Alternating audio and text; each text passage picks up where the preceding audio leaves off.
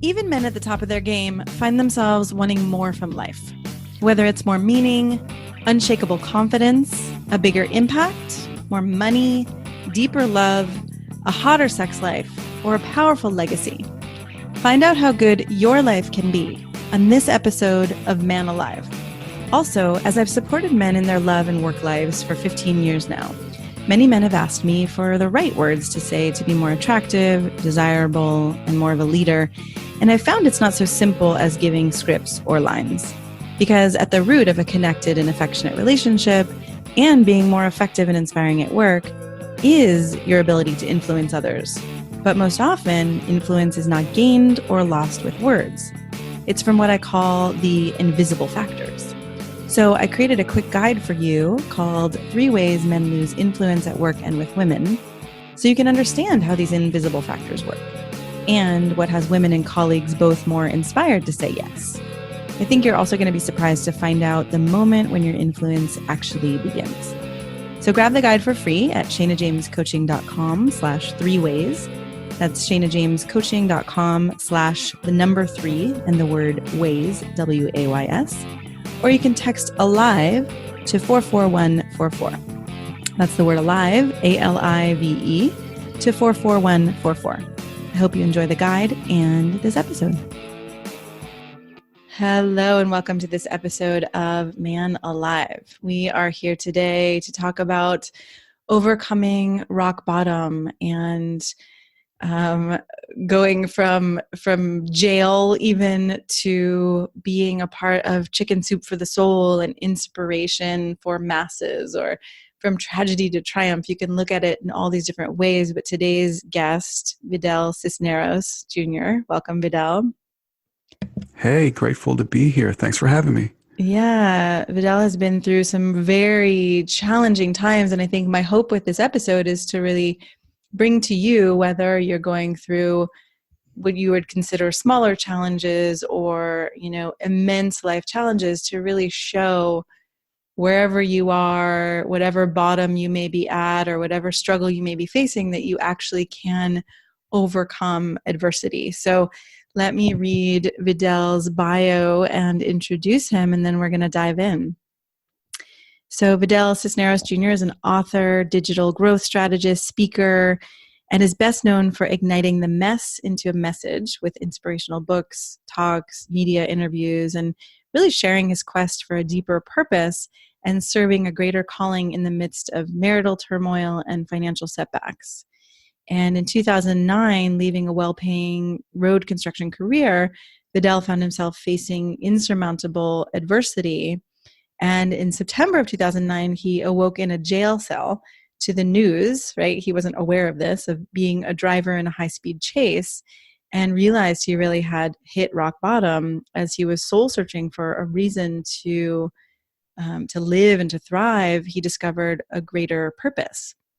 And Vidal spent half a year incarcerated, and it really cemented his pursuit of this new purpose and quest. And in less than 18 months, he, had gone through this marital betrayal, separation, alcoholism, incarceration, foreclosure, job loss, bankruptcy, to recovering from alcohol abuse, working for 2 Fortune 500 companies, and meeting a partner who would give him hope in love again. So Vidal has been conducting book talks at Barnes & Nobles and interviewed on top-ranking shows, and is also the host of a podcast called Thriving Beyond that's been featured on Entrepreneur. So, you have quite a story, and thank you for being here today, and thank you for doing the work you're doing in the world to help people realize, bottom isn't the end, right? It's usually the beginning of something really new and powerful and beautiful when you hold it, that's possible. So thank you for allowing for this possibility for others too. Oh my God, thank you for just introing me with that bio. I'm getting goosebumps over here, so I'm definitely grateful to be here. Yeah. So I'm curious where you want to start. I mean, I'd love for you to share a little bit of the story, and whether you want to start, when you woke up in that jail cell, or some other moment where you feel like it was kind of the pinnacle of realizing, oh my God, this is where I am and this is not where I want to be. But what do you feel called to start with? No, absolutely. I could start there for your Man Alive audience. I just wanted to say too that I love that name, Man Alive, because Mm. that's all I wanted to do when I was at rock bottom. Uh-huh. Like, how am I gonna focus on moving forward here? Because I was contemplating suicide at my worst moments, right? Yeah. Though I didn't have that belief in me when I Mhm. was in that, having these bad nights of driving while I was fully inebriated, blacking out, contemplating, should I hit that barrier wall and just Mhm. flip my car? And then me working with sheriff deputies, I actually knew the data of when you hit the barrier wall, the median barrier wall, of 60 to 70% that hit that barrier wall, a Survive. car at the high speed probably won't survive, right? It's 60 Mm. to 70% won't survive Mm. that car being flipped. Yeah. So I didn't have that just reason to fully do that, but it was enough for me to toe that line, Yeah. Shayna, Yeah. many, many nights where I'd be inches and I'd be driving 100 some miles an hour because I wanted that rush and I was just out of my mind, right? So I'm just grateful for having that moment when I just finally said enough is enough. And after I had been in plaster all over the news, and I was sobering up as these sheriff deputies were trying to hold me down and draw blood from me at the hospital, and I was Mm. refusing to get the blood drawn. I wanted help, and Yeah. I didn't know how I was going to get that help. All I knew is I wanted it, but everybody at that time was giving me a mulligan, Shayna, Mm. because they knew what I was going through. So yeah, I could share some of the reason why I went that route and got so lost in who I was.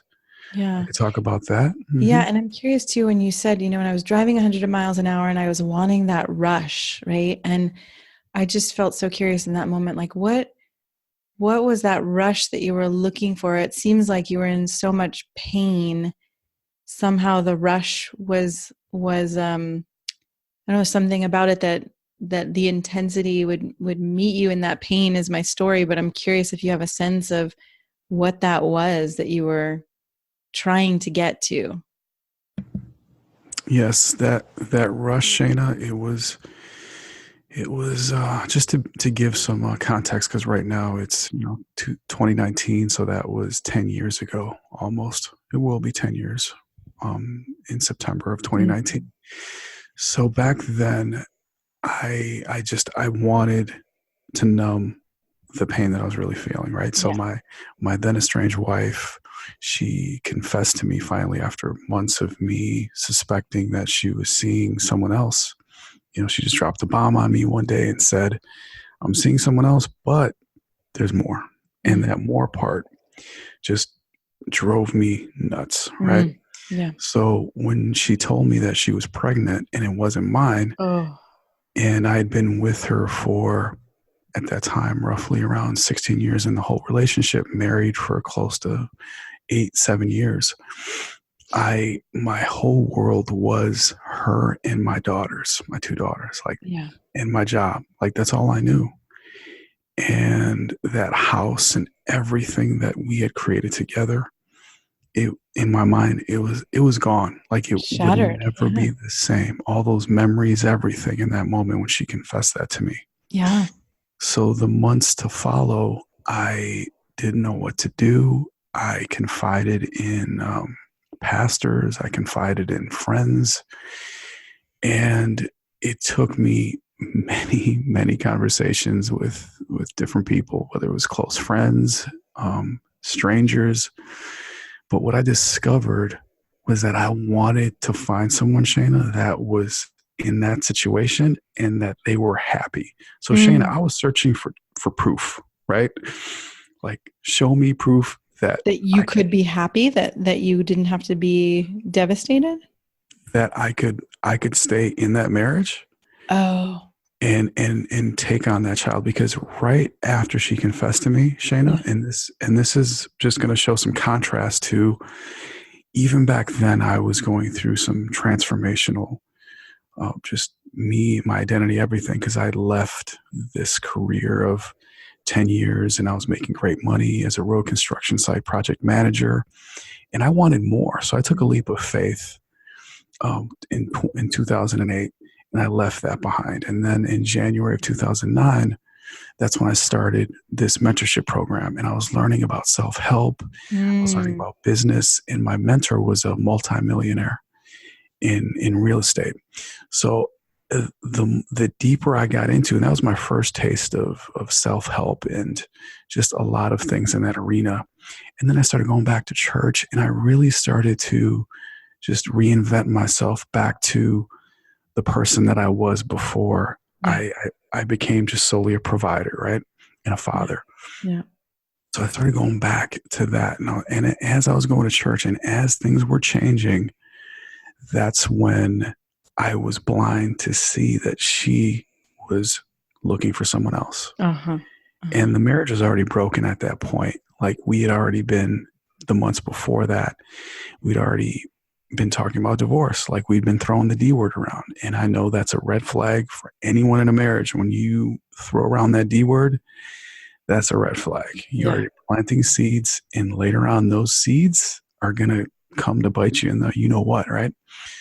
So, and that's what happened in that moment. And I had proved to her that I could change, because I made her a promise. I said, look, I know things have been bad. I'm going to leave this career, because I was working that last season of 2008. There's going to be something that might be unbelievable for people that are listening, but I worked an average of 75 hours that summer, 2008. And there was 2 weeks where I worked back to back 90 hours plus. Wow. For those of you that have worked 70, 80, 90 hours, you know that that is just a little cat nap, and you're getting anything you can in your system to keep you awake, and you're not sitting still. Even if you're driving, you're like, you're making sure you're moving, you're pepped up on something, because you will fall asleep behind the wheel. No doubt. So those were just some of the threshold moments that I had that last season. And that really, just me being burnt out, Shayna, and me basically running everything into the ground, right? I was running myself physically, career-wise, I was done with that job. Marriage-wise, relationship-wise, I was like, I didn't care. And then I had a light bulb moment in 2008 where I'm like, that's it. I'm going to do something. I'm going to leave this behind. I'm taking a leap of faith, and I found a transitional job. Wow. So in your leap of faith, you left and took a leap of faith, and then you got blindsided by your wife and her declaration or proclamation of, right, I've been having an affair, and now I'm pregnant with someone else's baby, and wow. Correct. Yep. So to give some timeline points here. So in September of 2008, that's when I made a vow to myself and my maker, like, I'm done. I'm dying here. I need to figure out my purpose in life. So this is this September of 2008. Then in December, I told everyone I'm not coming back.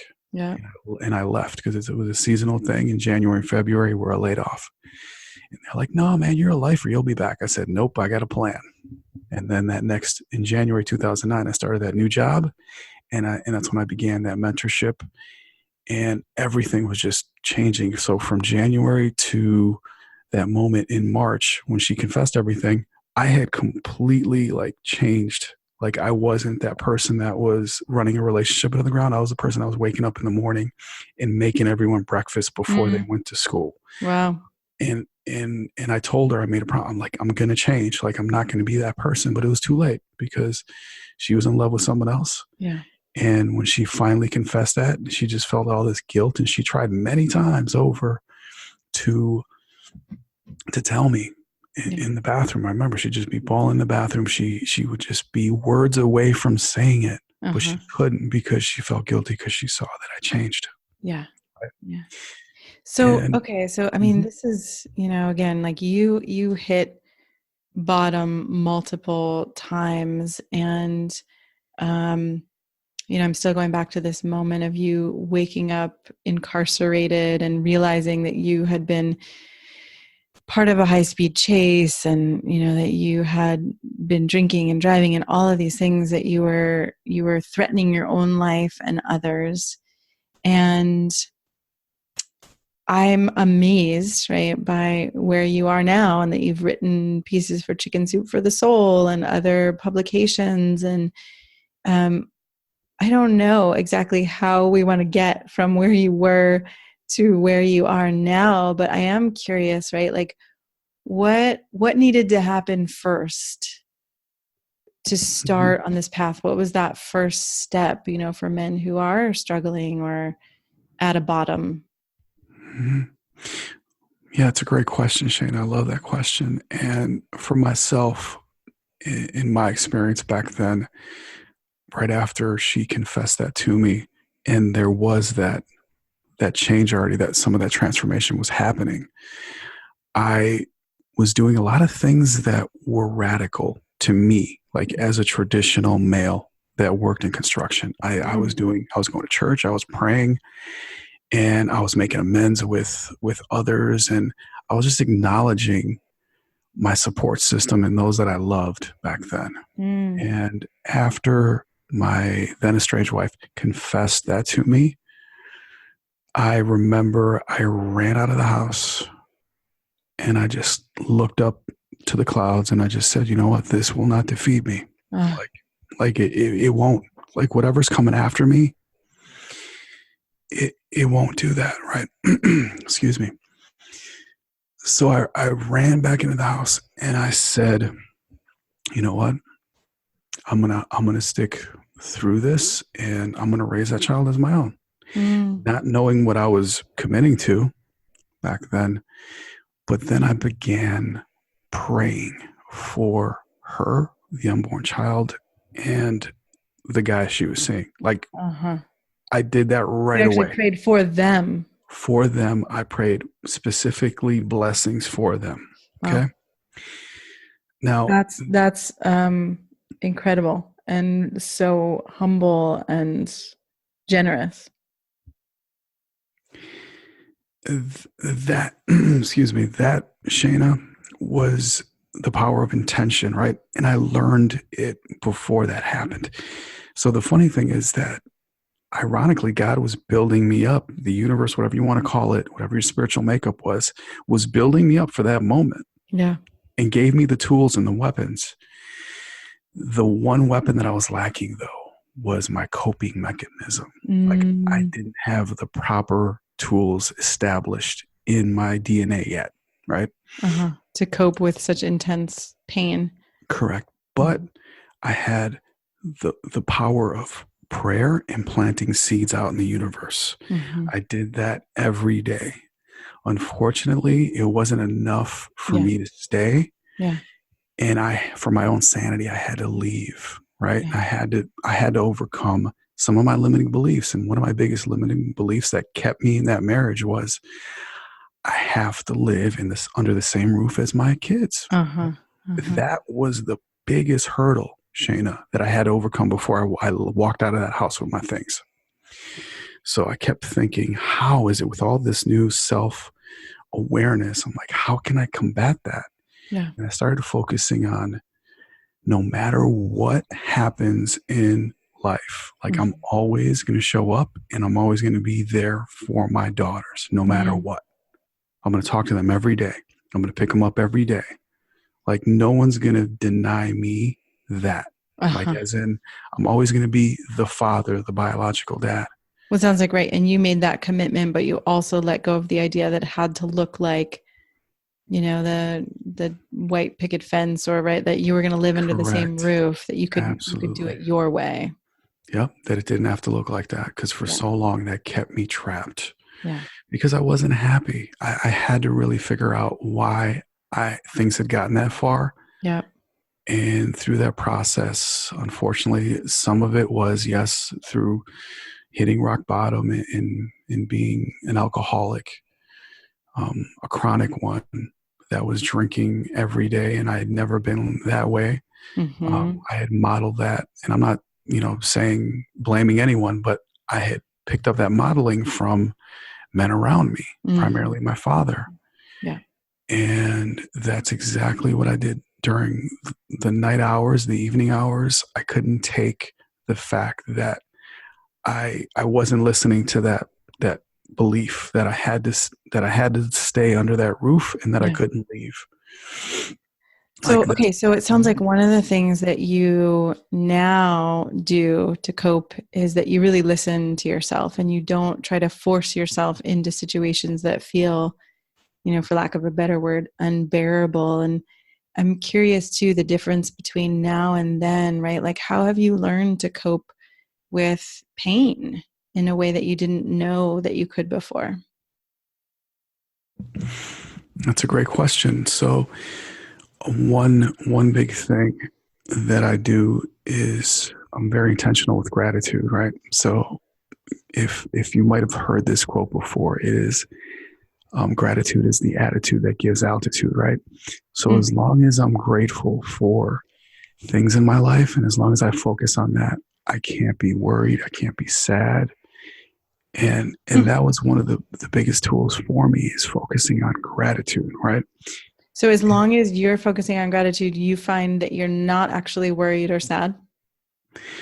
Absolutely. The more I focus on what I'm blessed to have in my life, the less I focus on and give bandwidth to fear, worries, resentment. And then the second thing is that when I step outside of myself, when I am having pain or fear or any bad moments, when I step outside of myself and I help others, which I Yes. was doing a lot back then, Shayna, I was doing a lot of radical things against my like makeup of beliefs back then. Mm. I remember I did something just very radical back then.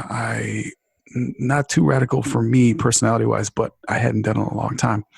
Is I started going to homeless shelters and volunteer, and then I took it a step further, and I would go pull anyone that was sleeping under a bridge that was on drugs, which I don't recommend. Yeah. And I was taking them to Dunkin' Donuts and just in the middle of the night when it was just unbearably cold here in Wow. Wisconsin, and I was serving others. And that those two things combined, along with praying and blessing those that Mm. you should not be blessing, Yeah. for valid reasons. Yeah. Those three things were powerful tools in my arsenal back then, Wow. and they got me to some pretty great places in life.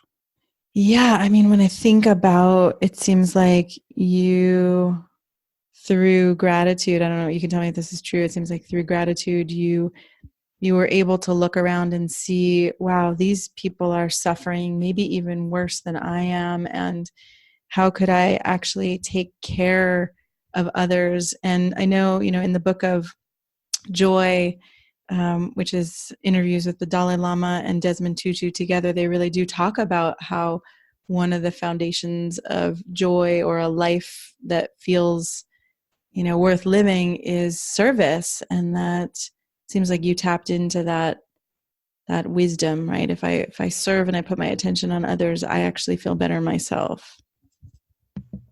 Absolutely, yes. And going back to that rock bottom moment where I was plastered all over the news, local news here, and they were saying I was on a high speed chase. I had eluded a sheriff deputy, which again is a little ironic because for 10 years before that, I was working with sheriff deputies side by side. Like I Wow. had that free get out of jail card, and I was definitely out of control at my worst moments in 2009 in September.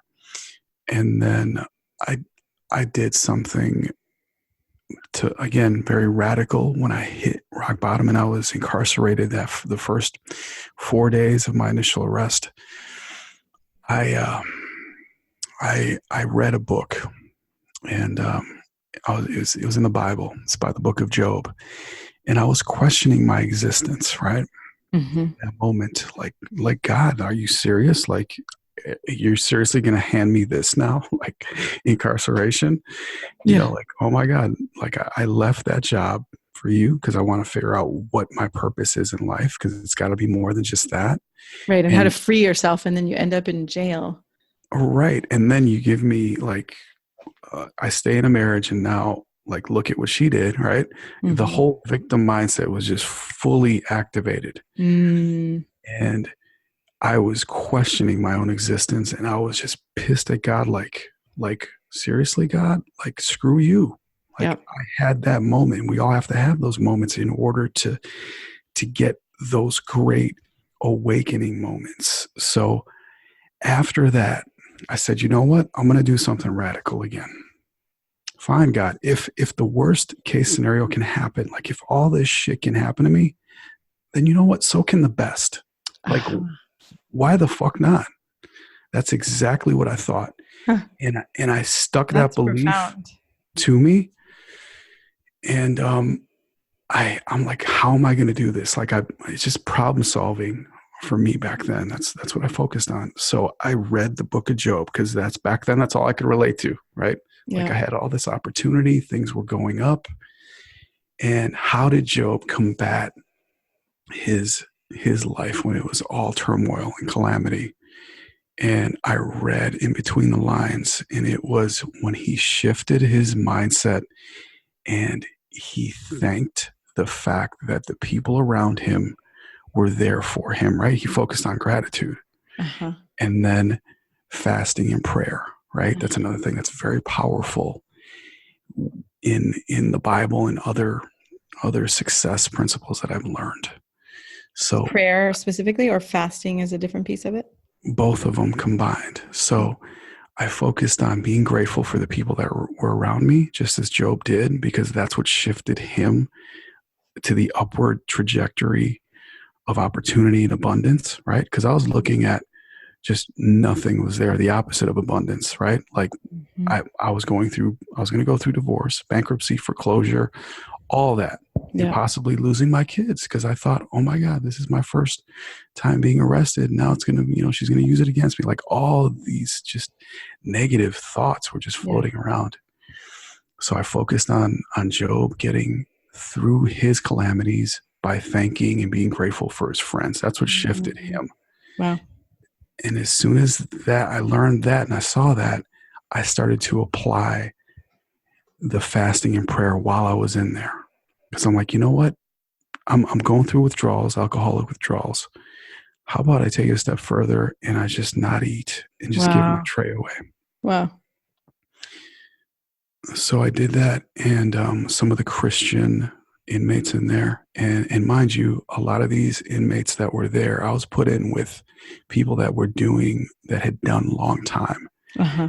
They were there to see judges for their appeal, and they were there to see the federal courts, right? Wow. So a lot of them were murderers. A lot of them had done heinous crimes, burglary, bank robbery, but they had been institutionalized to the point that some of them had changed because of that long time. Uh-huh.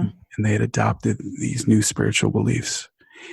And as they saw me handing out my tray, they assumed, okay, he's fasting, he's praying, etc. Then I started having conversations with some of the Christians in there that were reading Bibles. And I learned about their stories, Shana. And their stories compelled me to the 10th degree when they shared the heinous crimes and what they had done on the positive end of things, how they had, even though they were incarcerated, they were doing positive things, like they started a radio station, they started writing.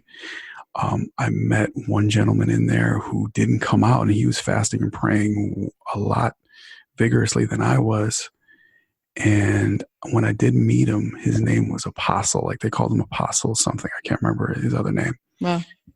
And when I met him, and he invited me to the prayer group, and then me fasting, me praying, me being grateful, and me praying for my enemies, right? In there, I was still praying for my estranged wife, the man she was seeing, and the unborn child. Like I was praying blessings for them. So I want you to picture this. Yeah, this is... Whew. And then when we went into that library where we had these prayer groups, I saw the power of fasting and prayer, like in front of me, as as this man that they called apostle gave some revelatory prophesizing about people that had just walked into that jail system that he couldn't have known. Yeah. Right. And I truly felt the power there. Like I felt good and bad, just vibrations in there. Like, cause I was vibrating on a higher level through prayer, meditation, and fasting. And I'm just thinking, like, you know, as you stepped back out into the world outside of jail and you built yourself back up into sharing your message and writing for Chicken Soup for the Soul and working with these Fortune 500 companies. I mean, that's a pretty, I was going to say unbelievable, but not that I don't believe it, right? But it's a pretty wild journey. So how did you go from these moments of fasting and prayer groups in jail into creating a whole new life and new success for yourself? Yes, I thank you again just for asking that great question. It was a long transformation. I ended up doing 6 months in jail, and during those 6 months, I learned something that I would have never learned if I wasn't there for those 6 months. I learned the psychology of people in there. Like it was basically like an accelerated course in psychology, in criminology, in all kinds of things, but primarily humans as we think, right? Wow. And one thing that I picked up during that time, and one thing that I used back when I was in my career, my old career of road construction, was I look for patterns. Like, look for patterns. And that's what I did here. I said, okay, what's the pattern with everyone that I met in there? And I started being more self-aware of, okay, what do I need to make my time go fast while I was incarcerated? And I needed to learn a lot more. While I was in there, I was a voracious reader. Yep. I was taking art classes. I was part of the choir. I was doing so much in there to make my time speed up. Wow. But the most important thing, though, is I chose to stay inside of a dorm that had heavy rotation of inmates. While most people wanted to get out of there, because it was that chaotic, it was just always new people leaving and rotating. It was just one of those dorms that was just nuts. I like the chaos because it kept all of my senses like it made my senses heightened to, okay, how can I focus? This is really amazing. And I'm just thinking, you know, for men who have not been in jail, right? It's like, but I can still see how this relates, that no matter where you are, right, you're making choices when you're incarcerated to stay with your senses heightened and with gratitude and with prayer and with intentionality and in the most unlikely place, right? And that it's actually, you know, we can do that even more easily outside of being incarcerated. So I'm just seeing, wow, you know, these lessons apply no matter where you are, and that you're proof, right? Even in the most challenging place, you can still do this. Absolutely. And one belief and one mantra that I stuck to back then heavily was this: why wait to be the light at the end of the tunnel when I can be the light right now? Because I was raised to think, hey, let me just wait till all this blows over. And guess what happened in the middle of all of that, Shana, was before I was sentenced for those 6 months. I met someone, and I wouldn't have done that because I felt she was way out of my league. And I had met her through doing delivery runs at this transitional job that I picked up, just delivering to medical clinics and dermatology places and dental clinics, etc. And I was like, she's so out of my league. But when I saw that ring come off, Shana, I I was in, when I stepped outside of those first initial 4 days of incarceration, I was like vibrating on this heightened awareness level. Mm-hmm. And I was so skinny, obviously. I just knew I had to go for it. I had nothing to lose. Yeah. So I felt I was losing, everything, the house, the marriage, my Jeep was totaled.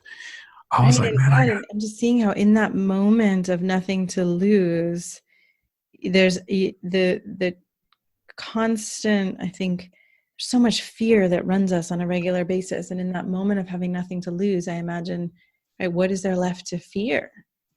Yep, exactly. There's no fear. And that's what I learned is right there is that there's no reason. Like I can be the light in the tunnel and not wait to be the light at the end of the tunnel. So I was like, you know what? Opportunity's here. Yeah. And I also read that in the Bible, like even in the valley of death, there's a table there sitting there with abundance waiting for you, even in that bottom moment. And I was like, wow, let me step into that. So I stepped into that and synchronicity kicked in. I was just like, wow. And this is the confirmation is when I saw that ring come off. And what ring? Off your finger? Her wedding ring. When I saw her wedding ring come off. And as she was married when you met her? Yeah, correct. She was very, very shy, but yet talkative sometimes and very beautiful. And I was separated for a while, so she hadn't seen, she never saw a ring on me because at that time, that job, maybe in the beginning. But anyway, I just picked up this vibe like, oh my God, she's single. And I felt like she was checking me out. Mm-hmm. So having that heightened awareness and having this why not go for it attitude, I went for it and I asked her out on a date. And that led to the relationship that I'm still in right now, 10 years. And beautiful. We wrote letters to each other while I was incarcerated for those 6 months. Wow. And I was transparent with her. And she, in the beginning, she was, as any normal person would be, like, very skeptical. Very skeptical because she's like, you're that open? This can't be. And you're a good guy? No.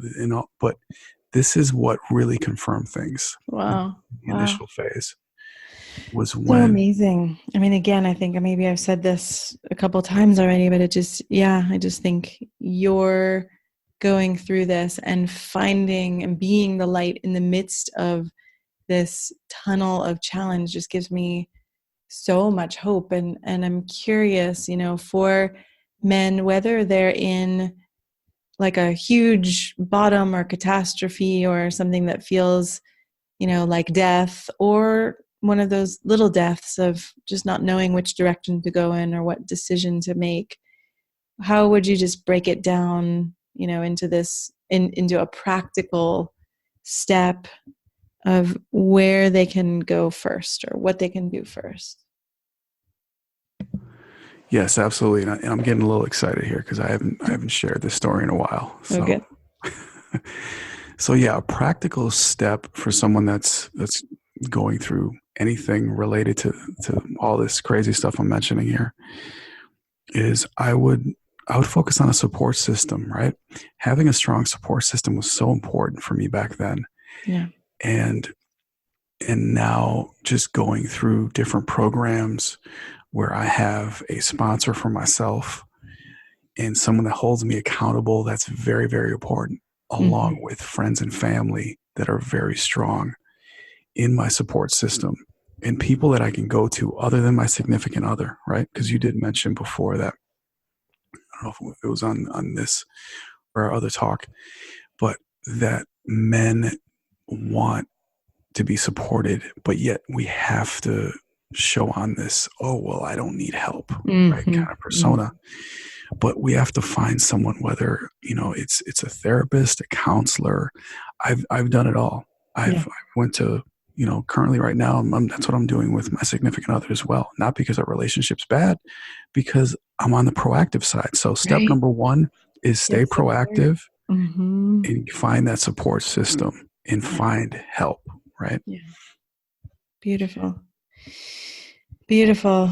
And I'm curious if you could kind of quickly also tell us a little bit about, how did you get to write for Chicken Soup for the Soul, and how did you start working with Fortune 500 companies? How did those things come about? Yes, no, that was something that was incredible. So I'll start off with working for Wells Fargo and GE Healthcare. This was right after I had done my 6 months sentence. I just the opportunity was there, and me being this person that had done all the leadership courses, the self-help stuff, I knew how to get my foot in the door, and I learned just the art of interviewing, right? Wow.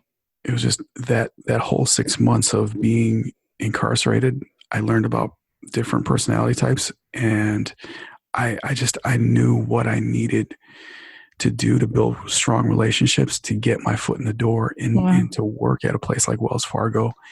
And then from there, I learned technology, a lot about technology there, and in their systematic way of doing it. And they could train a monkey. That's how systematic it was. And that gave me so much confidence, knowing Mhm. that if a company like Wells Fargo and GE Healthcare can train anyone, then I knew technology. I didn't have to be afraid of technology because I had been in a traditional career for so long with this construction career that Yeah. I could jump into a place where it's more financial in the tech space.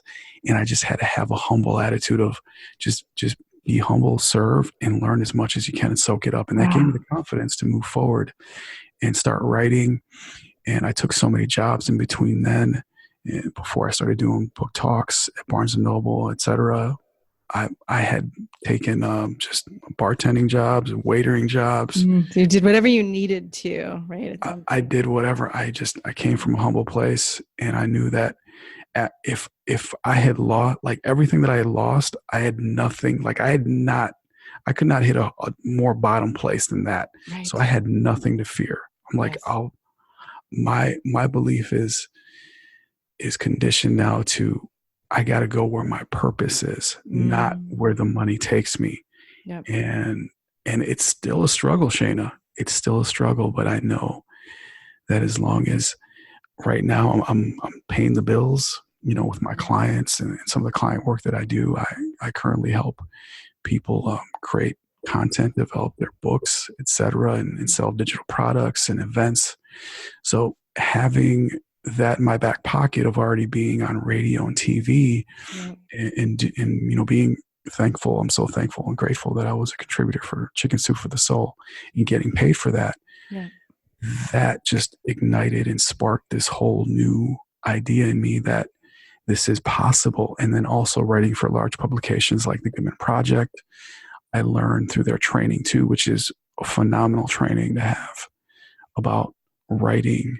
And they gave me the confidence too to take on new opportunities. So I had friends Mhm. that were my mentors that were exactly where I wanted to be. So without those mentors, I'd be nothing right now. I just want to make that very, very clear.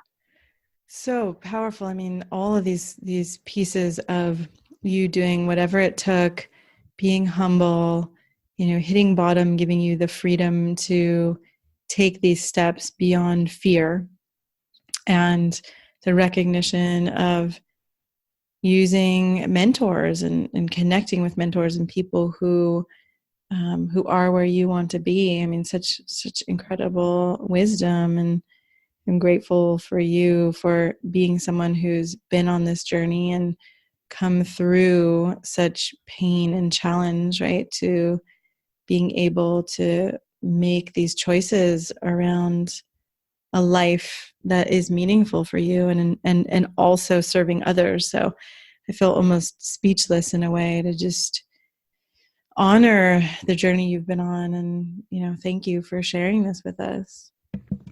Absolutely. It's been a pleasure and an honor. And thank you for having me on your podcast. Yeah. Is there any last thing, if you had to, speak for the last time to these men who are listening, what do you want them to know? For anybody out there that's listening, that's just going through the worst case scenario right now, is exactly what I said before. It gets better, right? If the worst things can happen to you, so can the best. Yeah. Like, just know that you have nothing to fear, and it's temporary. Everything I went to was temporary, but the lessons stay with you for a lifetime. I'm telling you.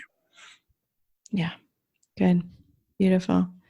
Well, thank you. Thank you. And where can people find you if they're interested in either your journey or putting together their own book and their own talks and story? Yes, absolutely. They can find me over at thrivingbeyondpodcast.com, or they can go to vidalcisnerosjr.com. So I'll spell it out. It's VIDALCISNEROSJR.com. Awesome. Awesome. Thank you for being here today. Thank you for having me, Shayna. It was a blast. I'm so glad you joined us for today's episode of Man Alive. I hope it gives you a sense of what's possible and how good your life can be. If you like what you heard, I'd be so grateful for you to subscribe to Man Alive and write a quick review that helps men like you find us. And again, head over to ShaynaJamesCoaching.com/manalive to get outtakes, videos, and raw footage I only share there. These are some of the most interesting parts of these expert conversations. You can also grab your copy of The Unknown Power to accelerate your career and solidify your confidence with women, because the two are related, and I know you don't have to settle for one or the other. Join us each week for a new episode of Man Alive.